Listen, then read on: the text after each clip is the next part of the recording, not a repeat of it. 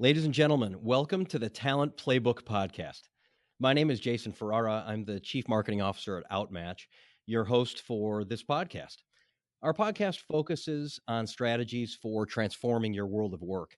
So during each podcast, we'll highlight someone who's transformed their organization or industry in a significant way. So today's guest is Carol Jenkins, the Chief Analytics Officer at Outmatch. So welcome, Carol. Welcome. Thanks, Jason.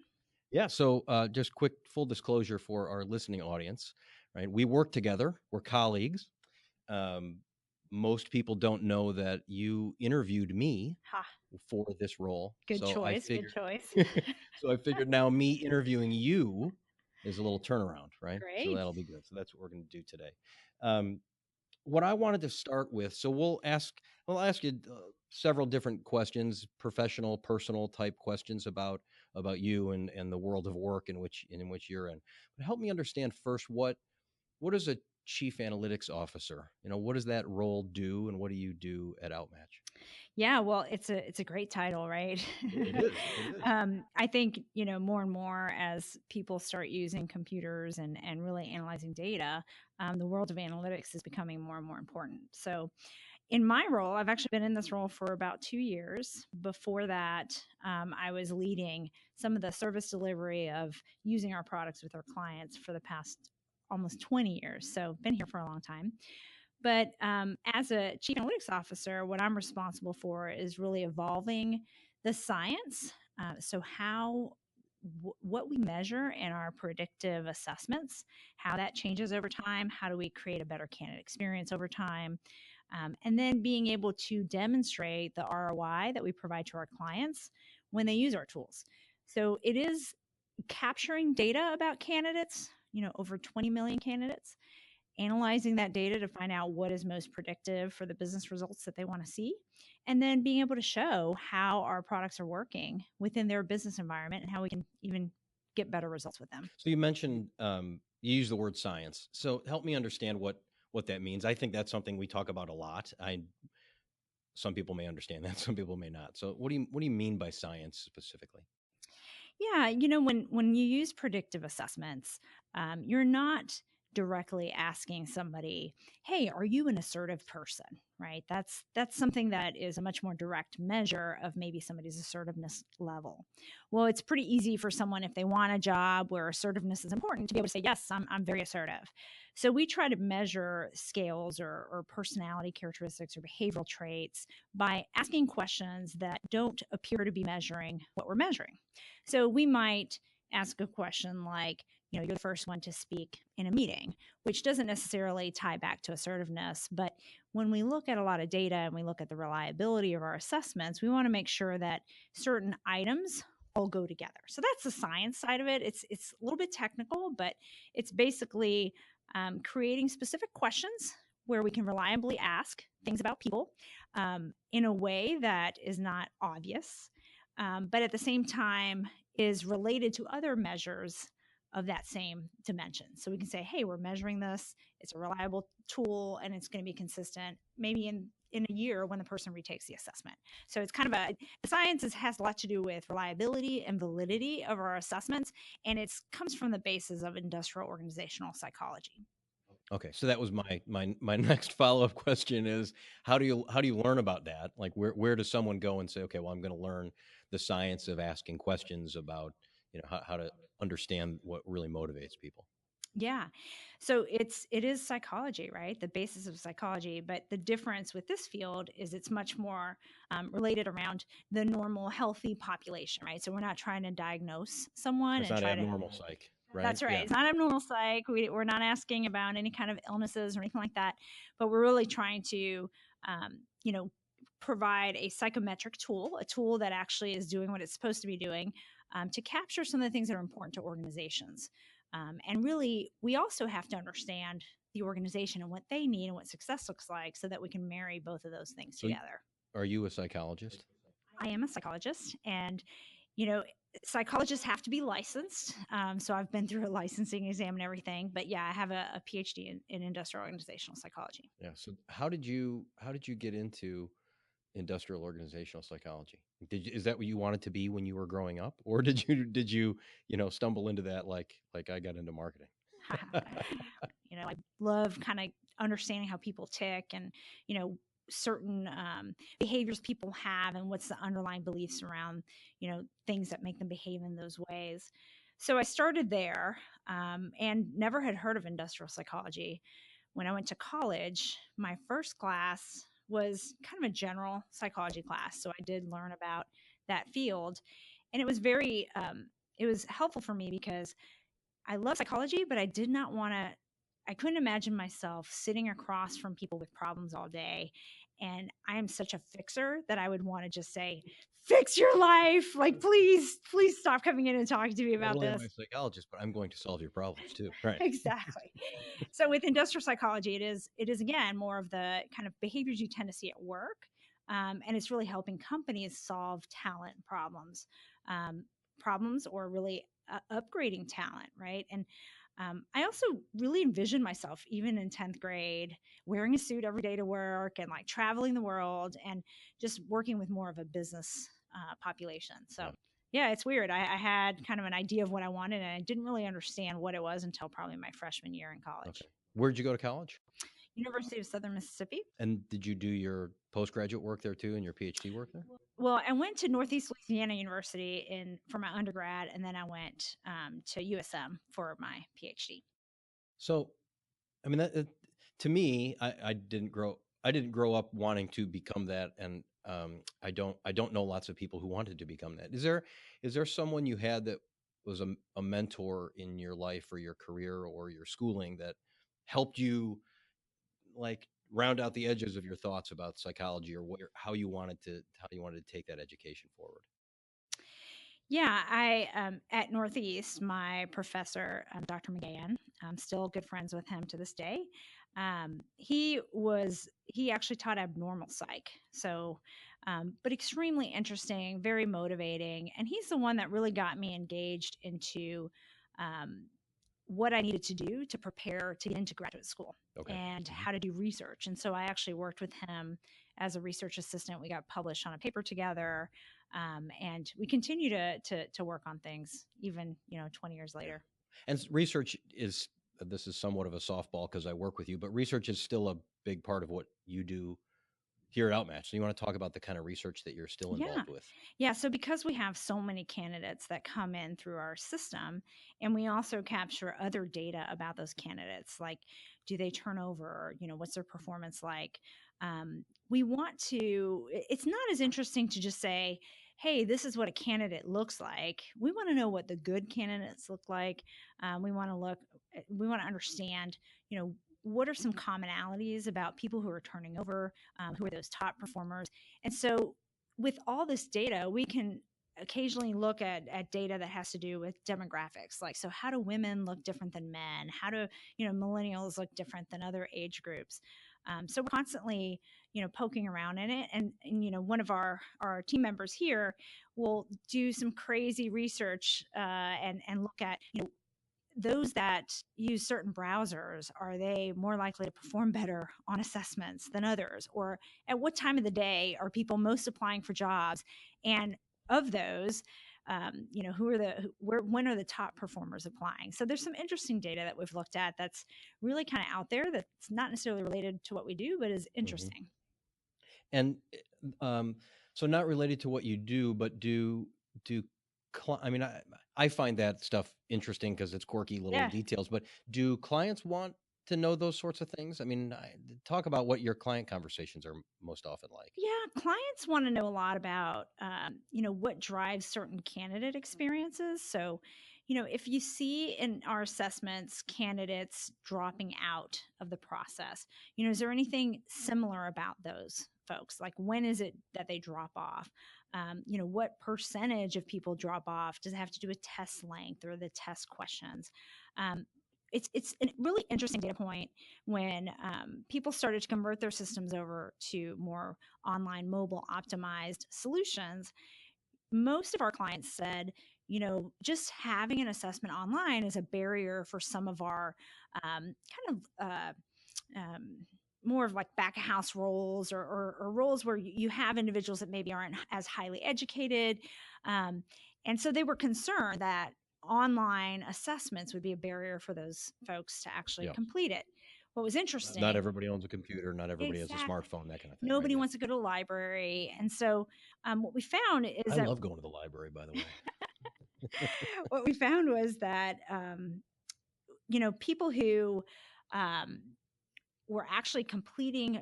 So once you went online with your assessment, you tended to see tenfold in terms of the number of applicants that would actually come and complete it, because it's more convenient than walking into a store to do it. But what was interesting is when we went to mobile, there was such a concern about those typical, that demographic. And what we found is 40% of those folks actually use a mobile phone. So they were the highest group in terms of mobile usage. It's because that's the primary computer that they use. So when organizations were really wanting to improve their diversity and really attract candidates from, all different levels, having that mobile optimized solution was really important, because it really drove more of those candidates to them. Yeah. So that's a big part of that research function, right? Yep. Is understanding what's in all that data, Yes. not just collecting all that data. Yeah. So I want to backtrack to a question that's on my list much sooner than this, but I thought we'd get there. You've described a lot of different areas and a lot of different pieces of your responsibility. So just describe for me what a day in the life of you is from a personal and from a work perspective. So in terms of like what I do just to kind of get focused and ready for work, and how I really, attack my job every day, I would say it's changed a lot in the past 2 years, because I got a dog.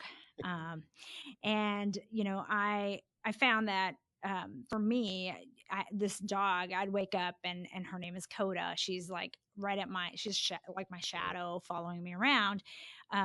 She just loves to go on walks. So I probably take about an hour and 15 minutes every morning, and sometimes twice a day, to just walk her near the trails by my house. There's a ton of woods.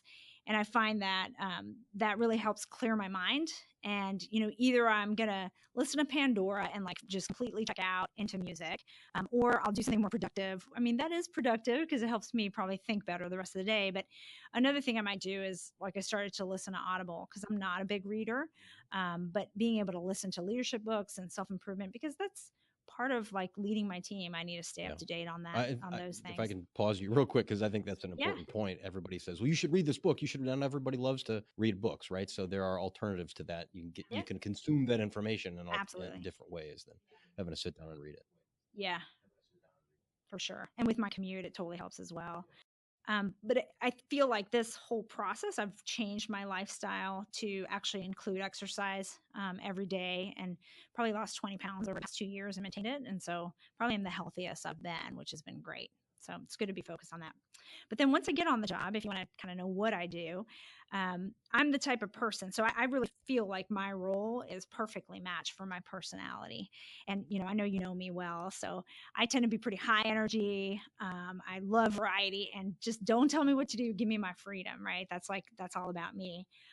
And so that's what my job is like. I have no idea what I'm going to do. I mean, I have on my calendar what I'm going to do, but it's varied every day. It's super diverse. I was just traveling last week, meeting with clients. I might be actually doing a research paper. I might be doing a conference, or I may be learning about the latest technology on machine learning and really understanding a programming language called RStudio, which is insane. And at my age, learning a completely new software program, and it's almost like I'm becoming a computer programmer, is very difficult. But it's interesting to kind of have all these different diverse aspects of my job, because it helps me be more strategic when it comes to product innovation. So I'm kind of out there in the research, learning about things. I'm going to conferences, I'm talking to customers, I'm talking to prospects, and that gives me a lot of ideas of how the business is changing in HR and what people are wanting to see, probably a little bit earlier than others that don't have that exposure. So let's talk about how you see the business changing, or how you see human resources or the human capital functions in companies changing. What are some of the biggest changes, I suppose, you've seen in your career, right? Yeah. I would say people make a lot, they think a lot about millennials and how we have to really kind of change around that. But I think people earlier in their careers all have different expectations. And so you tend to see some similarities there. Where I see the biggest change now, and I keep hearing more and more about this, is a lot to do with like the gig economy. So now that Uber has come in and people can be very flexible and choose the hours that they want to work, what I've been hearing from prospects and customers, especially those that work with hourly populations, is that those team members want flexibility. They want to be able to say, look, I want to work from 8 to 6, or not 8 to 6, that'd be a long day, 8 to 3, or, 9 to 2, so I can pick up my kids, or whatever might be the case. And they could go to Uber and get that flexible schedule.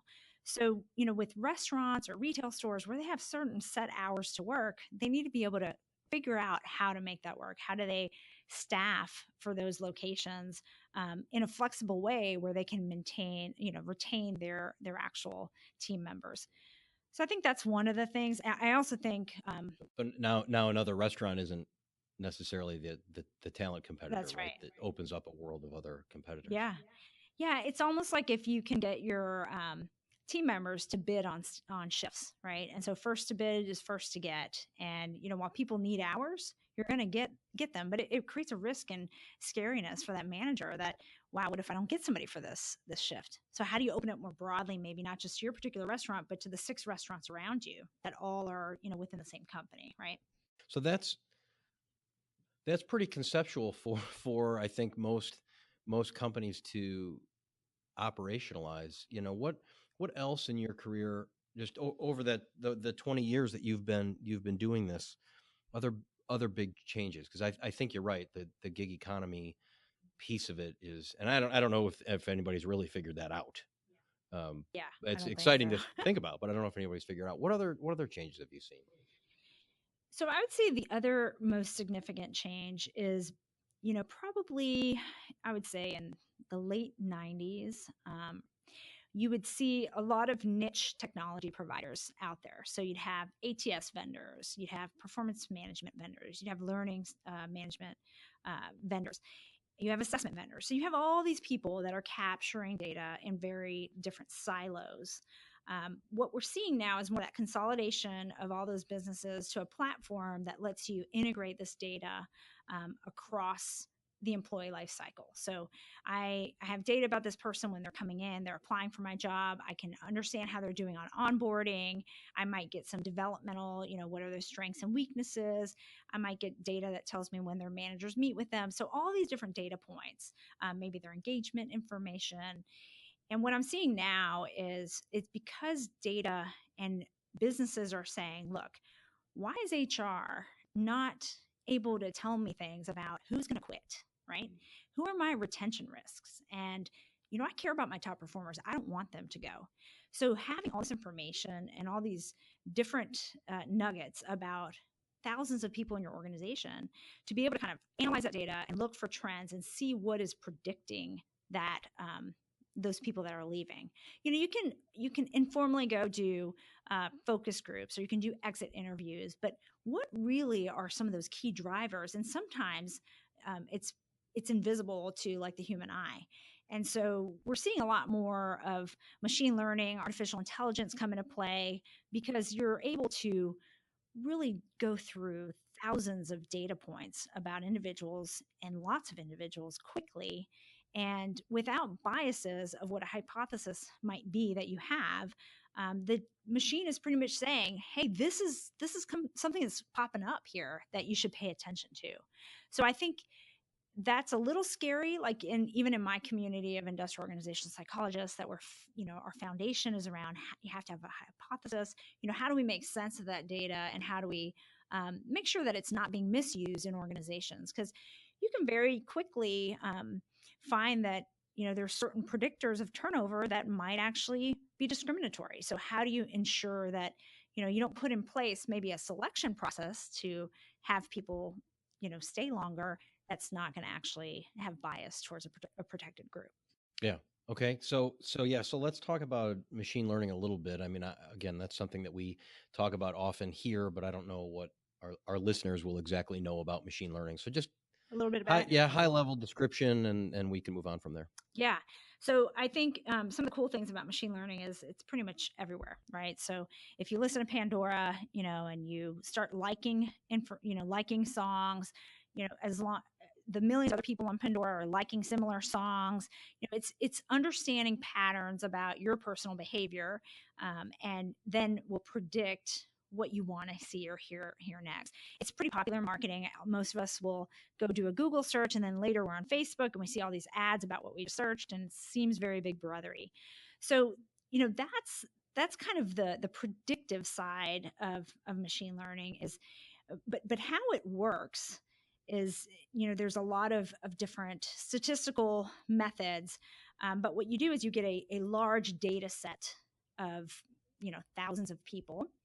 And with machine learning, you're going to break that data set up into different chunks, right? So we might take the 1,000 people and maybe we'll hold out 200 to kind of test the data. But in the 800, we might cycle through trying to predict in 8 different samples, what is predicting this certain behavior. So let's talk about assessments, for example. Or we can talk about common ways being used today is in medical, diagnosis, right? So let's look at mammograms, right? And you might feed in 800 cases where you've got, pictures, and then the pictures have millions of features, which are little different characteristics in pixels. And then what you're doing is saying, did the person have breast cancer or not, right? And what the machine does is it starts to learn off these 800 cases, separately, kind of chunking that into pieces and creating an algorithm of here are the features that most predicted that this person had breast cancer. And then you test it on the holdout 200 test cases that you had, and you see how much were we on target or off target. So, something like that, like just those types of medical devices are much better at identifying these little minuscule features that the human eye couldn't see. And so the same thing goes with people, right? Like in people behaviors, there are sometimes things we're not understanding that the machine might pick up a little quicker. Got it. Okay. And but you're still applying your IO psychology expertise to the outcome of that, right? It's not just, hey, I feed in a bunch of data and what comes out the other end is, well, okay, that's what the answer is. You're still applying, I would imagine you're still applying what you've been studying, what your profession is to that outcome. Absolutely. It's garbage in, garbage out, right? And probably the worst offender of garbage is organizations' performance data, and making sense of it. You sometimes get top performers that are put into a really poor performing store. So if you throw that in the algorithm, you're actually, now predicting, you're saying a top performer, those characteristics of a top performer are actually tied to a poor performance. So there's some things that as IOs we need to be careful about, and then also all the different things that we're putting into that algorithm to make sure that we're not going to discriminate. So, for example, if we look at commute to work, in some retail companies, for example, they might only have their stores in very affluent neighborhoods. And so, people who have short commutes might actually stay longer, but now you're pretty much only going to hire people that are affluent, right? So that creates a potential discrimination towards other types of groups that may not be living in that particular area. So it's tricky. So yeah, I mean, clearly you have to ask the right question in the right way, understand what's in the data, and then understand the output of that data that's the job, right? Exactly. That's how it has to work. And our clients, they, even though they might not 100% need to understand what's predictive, if I came back to them and I said, for this sales job, people who don't influence and have, they're slugs, they don't have high work pace, they're the best performers. I'd be a laughing stock, right? So we really need to make sure that the data that we're seeing is also making sense at the same time. So along those lines of data, what and obviously you talk to a lot of our clients and you talk to them about metrics for their business. What do you think the biggest, let's just say 3 key metrics that a company should use when they run their business as it relates to human capital, or as it relates to anything really? Yeah. That's a hard question because it really depends what business they're in, right? So if they're into the business of innovating, you need to have the ability to have innovative products. But I mean, I would say for the most part, what we generally see is, there's some kind of customer metric that's critical, right? Most companies have customers. There's also, how do you run efficiently that business? So some type of profitability KPI. And then finally, like, are we growing the business? So some type of revenue metric. That's kind of generally what you see across organizations. I would say, for like HR folks, we generally see things like, higher quality candidates. So especially talent acquisition, are we bringing in better talent to our organization? Are we retaining and developing them? That's generally another metric. And I think with the cost of turnover and how how our economy is right now, where it's very low unemployment rates, having vacancies are really costing a business a lot of money, and most people don't even track that. But that's probably the biggest cost of somebody leaving an organization, is you don't have somebody to do their job. So now you're really behind the ball. So hiring them faster is also an important piece. Yeah, I love that you started that with the general metrics. Have a customer metric, have a growth metric, an efficiency metric, and then brought that down to more of an HR level. What's important, really, I think what's important to come out of a conversation like this is, as a human capital professional, the decisions you make about the people you hire affect those higher level metrics, right? So turnover and costs could very well affect profitability, right? There is a direct connection between those things, and human capital professionals have to recognize that and work toward that, right? Yeah, and I think that them not being afraid of the data is Mm-hmm. critical, right? So there is a little bit of a gap in terms of HR professionals. If you ask most of them, they say, and I think there's been some quotes on this online too, but they want to be in the business of human resources because they like people, right? They don't like numbers so much. But if you get someone that really likes people and understands numbers, then they can really prove their value to senior leadership and attain a seat at the table with those leaders. Because if they're trying to grow the business, what better way? People are your biggest talent. They're their biggest asset. What better way as to improve productivity by 10%? That's where you see huge Yeah. improvements in terms of financial benefits. So don't be afraid of the data is a great phrase, and perfect lead into my next question, which was, if somebody's starting their career, what advice would you give to someone starting their career? It doesn't have to be in HR. It could be, uh, but it also can't be, don't be afraid of the data, because you just said that. Yeah, it won't be that. No, I've always been a don't ask for permission, ask for forgiveness kind of person. I think that, in organizations, and some of this might be the way people are raised, right, by their parents, right? If they fall down, did their parents rush to them and say, "Are you okay?" Right? Or did they say, "Get up, come on, you're fine."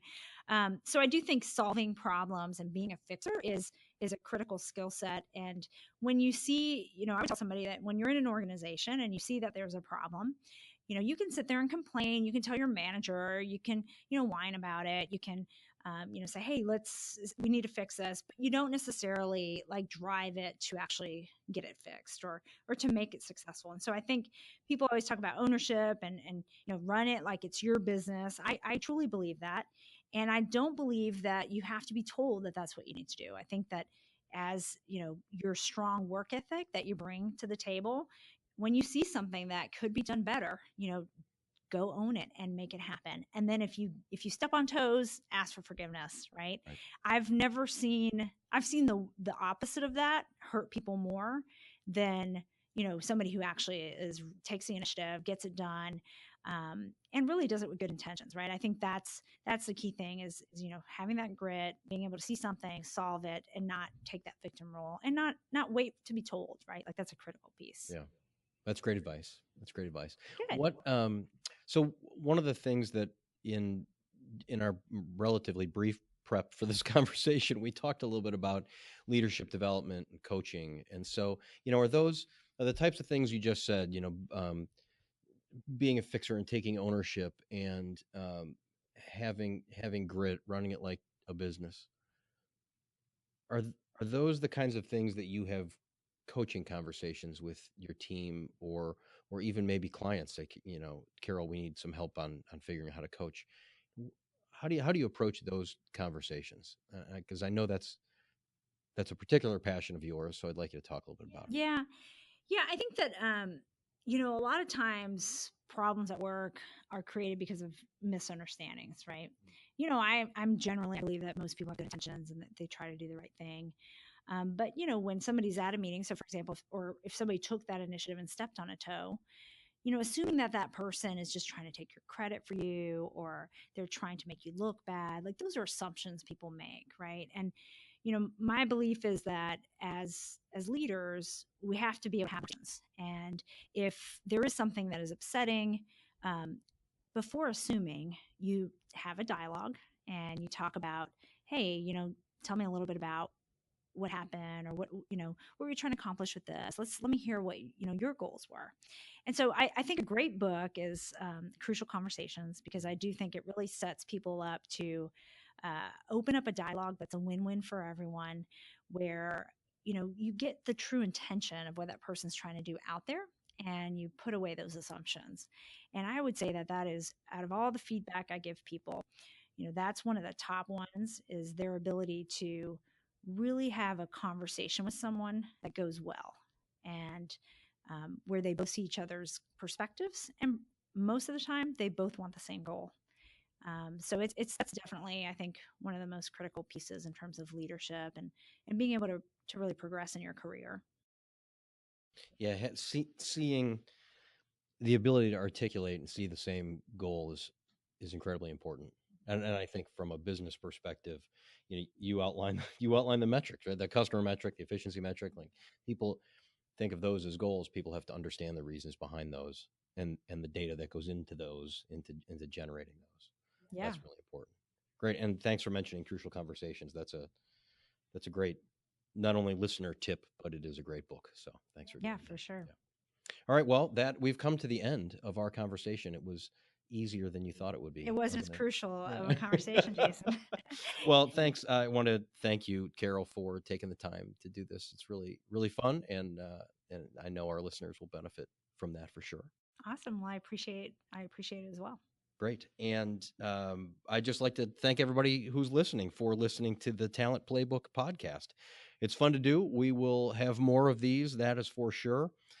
Thanks also goes to Charles Summers, our producer, sitting over there, manning the computer, making sure that it all goes well. So thanks, everybody, and we look forward to another episode. Bye.